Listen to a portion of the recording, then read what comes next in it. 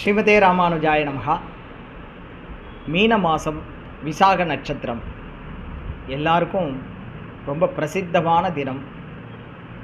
காஞ்சி சுவாமி என்று அன்புடன் அனைவராலும் அழைக்கப்படுகின்ற பிரதிவாதி பயங்கரம் அனங்கராச்சாரியா சுவாமியின் திருநட்சத்திரம். அந்த திருநட்சத்திரத்தை கொண்டாடின்னு இருக்கோம். அப்படிப்பட்ட அந்த தினத்தில் வேதமனைத்திற்கும் வித்தான திருப்பாவையும் அனங்கராச்சாரிய சுவாமியும் அப்படின்னு பார்க்கும்போது ரொம்ப அற்புதமான விஷயங்கள் கிடைக்கின்றது.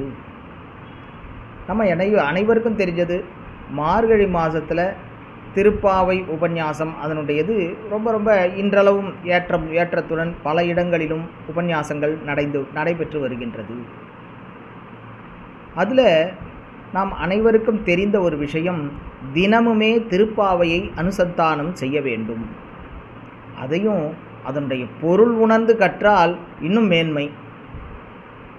மார்கழி, அதாவது மாதங்களிலே சிறந்த மார்கழியில் அந்த உபன்யாசங்களை கேட்கும்போது அதைவிட பெருமை, அதைவிட பாக்கியம். அதை ஒவ்வொரு வருடமும் 1931 வருடத்திலிருந்து பிரதி வருடமும் உபன்யாசம் செய்திருக்கின்றார் நமது சுவாமி. காஞ்சி சுவாமி உபன்யாசங்கள்லாம் ஒவ்வொரு வருஷமும் வெவ்வேறு விதமாக இருக்குமா. அதாவது ஒரு பொருள் இன்றைக்கி கிடச்சிதுன்னா அடுத்த தடவை அதே பாசுரத்தினுடைய பொருளை கேட்கும்போது மேலும் பலவித விஷயங்களை நாம் கேட்க முடியும்.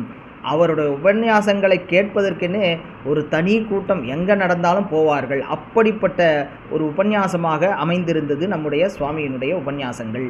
அது மட்டுமன்னு திருப்பாவைக்கு உரைனா ஒன்று அப்படின்ல, சுவாமி பல விதங்களில் பல கோணங்களிலே அந்த திருப்பாவையினுடைய விஷயங்களை தொகுத்து வழங்கி இருக்கின்றார் என்பது அவருக்கு மட்டுமே அமைந்துள்ள சிறப்பு. அப்படிப்பட்ட சுவாமியினை நாமும் போற்றுவோம். ஸ்ரீமதே ராமானுஜாய நமஹா.